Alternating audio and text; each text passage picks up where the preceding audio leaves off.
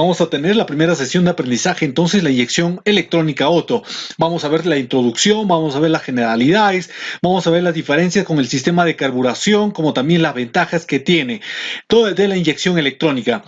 Bueno, como nosotros podemos observar aquí en la imagen, todos tenemos a veces un amigo que se la lleva de mecánico y al final pues no repara nada, ¿verdad? A ver, vamos a etiquetar a ese amigo que tenemos. Vamos a ver sobre las ventajas de la inyección de gasolina respecto al carburador. La ventaja más grande es el rendimiento del motor. Como pueden observar ustedes aquí en la flecha, dice disminución del consumo. El consumo de combustible es menor, el aumento del par motor es mayor, más potencia tiene el motor con el sistema de inyección a gasolina. Vamos a ver entonces la rapidez de adaptación al acelerar y desacelerar. ¿Esto por qué? Porque lleva actuadores y lleva sensores que rápidamente evolucionan a través de todo un sistema que vamos a dar a conocer.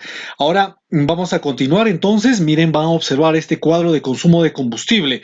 La A, que es Getronic, el color rojito, y versus el carburador. El carburador, como pueden ver, rápidamente hay más desgaste según el kilometraje que tiene. Este avanza más kilometraje, pero gasta menos. Así de simple trabaja la inyección electrónica. Vamos a observar aquí entonces, en este recuadro, como pueden observar, la parte celeste dice microcomputarizada. Lleva una computadora automotriz, una unidad de control electrónica. En otras bibliografías está escrito ECU, en otros UCE, en otros diferente tipo de nombres, como la ESM, ¿no? Vamos a ver aquí entonces las señales que nos observa la computadora. La computadora tiene las entradas y las salidas. Vamos a ver las entradas. Las entradas son las señales que lleva. Por decir, vamos a ver aquí una de las señales de la posición del pistón. Por decir, este es un sensor CKP. Su señal es analógica, como pueden observar aquí. Y se transforma en una señal digital. Vamos a ver a continuación qué es señal analógica y señal digital.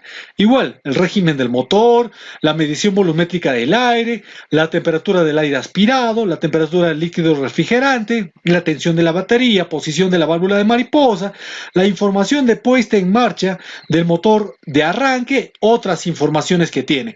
Estas son entonces las señales de entrada. Vamos a ver ahora la etapa de potencia, las salidas.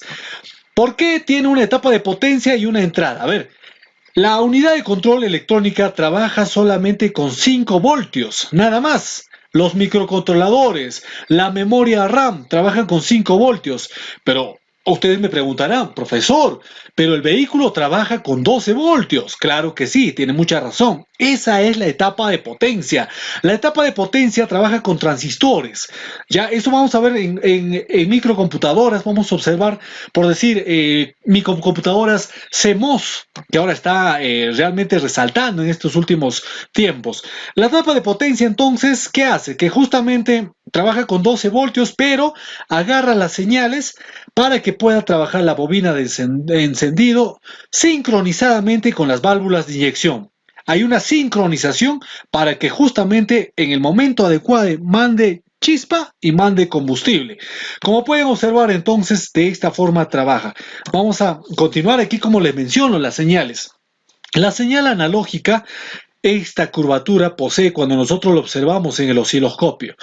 Entonces, pasa por la etapa de transformación y se convierte en este tipo de señal, que esta sí la computadora da lectura. ¿Por qué?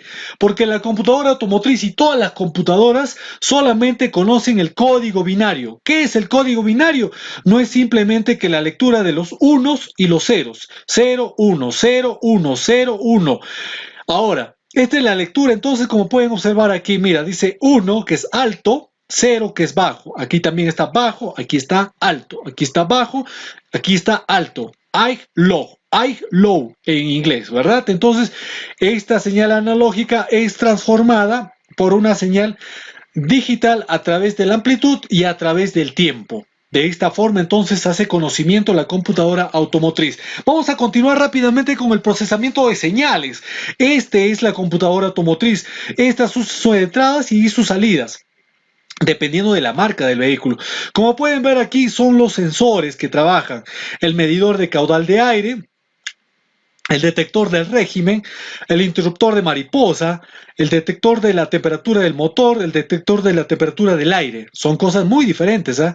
La temperatura del motor con la temperatura del aire. Eso vamos a leer cuando nos toca sensor por sensor, hacerle su estudio correspondiente para poderle entender. Ahora, ¿a dónde sale? Vamos a ver aquí, por decir un ejemplo, en lo que se refiere a la alimentación de combustible. Tenemos al depósito de combustible. Este lleva una bomba de combustible. Esta bomba de combustible pasa por un filtro que siempre es esencial y luego a un regulador de presión. Este regulador de presión indica cuánto de presión y de caudal requiere las válvulas de inyección y de este modo llega al motor. Esta es la regulación necesaria que tiene justamente a través de estas magnitudes de los sensores. Vamos a continuar entonces. Aquí hay un esquema de funcionamiento de la unidad de control. El bus, los microcontroladores. El bus no es más que nada justamente el camino de las señales. El camino de las señales. Van justamente el camino de las señales del CPU, el camino de las señales de la RCM y el camino de las señales del RAM, de la velocidad que tiene la memoria RAM. Esto entonces lleva una computadora automotriz. Si nos damos cuenta, aquí las entradas que tiene son los sensores. Este, por decir, dice sensor régimen. Este negrito que está en la flecha es el sensor, por decir, de posición de cigüeñal. ¿Ya? Ahorita está leyendo estos engranajes. ¿Ya? Estos engranajes saltan según el tiempo y sincroniza al motor. Esta señal entonces nos avisa a nosotros dónde se encuentra la posición del pistón, la posición del cigüeñal. ¿Ya? Esto manda a la computadora. Vamos a ver aquí, por decir, el caudal de aire. Como les he mencionado, caudal de aire que justamente tiene la temperatura del aire aspirado, como también la temperatura del agua aspirado. Este, por decir, del aire aspirado, ¿no? Como pueden ver, observar ustedes aquí, justamente es de los motores, por decir, que tienen turbo. ¿Ve? Entonces, aquí está el margen de carga, por decir, que tiene. Como se dan cuenta, entonces, aquí en este tipo de sistemas, vamos a ver aquí ahora la etapa de potencia. La etapa de potencia, o sea, la etapa de salida, vamos a ver, por decir, la bomba de combustible que está aquí, pasa entonces a la etapa de, por decir, las etapas de bomba. Esto pasa a los inyectores, ¿eh? Como pueden observar aquí. Y también otra etapa de salida son justamente las bobinas de encendido. Módulos de encendido, bobinas de encendido, todo otro tipo. Vamos a observar poco a poco su estudio correspondiente. Nos vamos rápidamente aquí entonces, vamos a ver, esta es la computadora automotriz, como pueden observar. Esta es una de las clasificaciones que tiene la inyección electrónica. Tiene, por decir, Motronic, tiene el G-Tronic, tiene el K-G-Tronic, tiene sistema de inyección mecánica, sistema de inyección electromecánica, tiene electrónica pura. Vamos a observar poco a poco entonces el estudio correspondiente.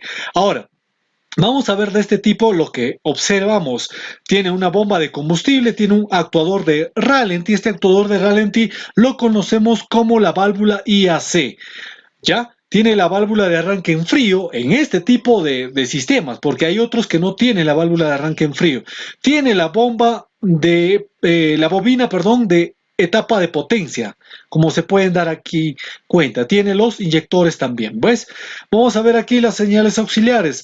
La sonda lambda, que justamente lleva el nombre de sensor de oxígeno, que se encuentra en el tubo de escape, en el múltiple de escape.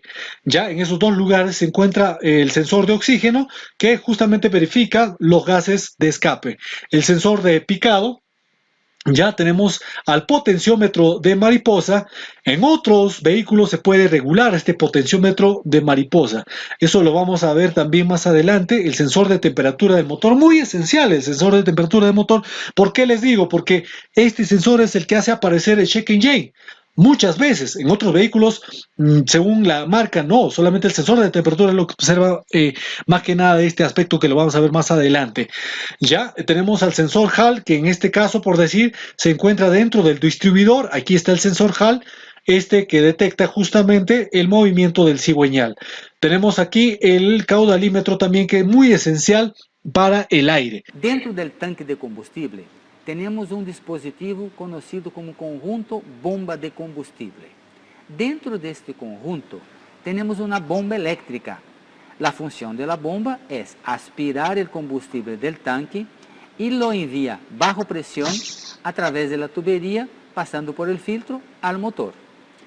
El combustible encuentra el tubo distribuidor donde están instaladas las válvulas de inyección. En la punta de este tubo está el regulador de presión.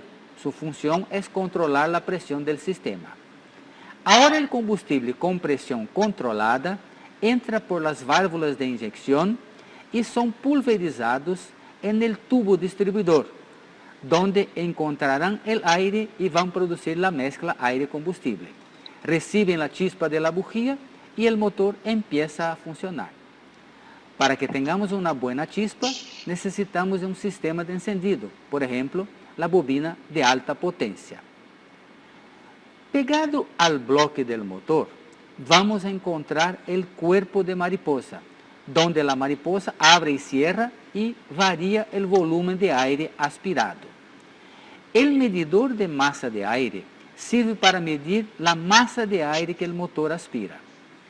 Algunos vehículos utilizan el sensor de depresión incorporado al múltiple, que también lleva un sensor de temperatura.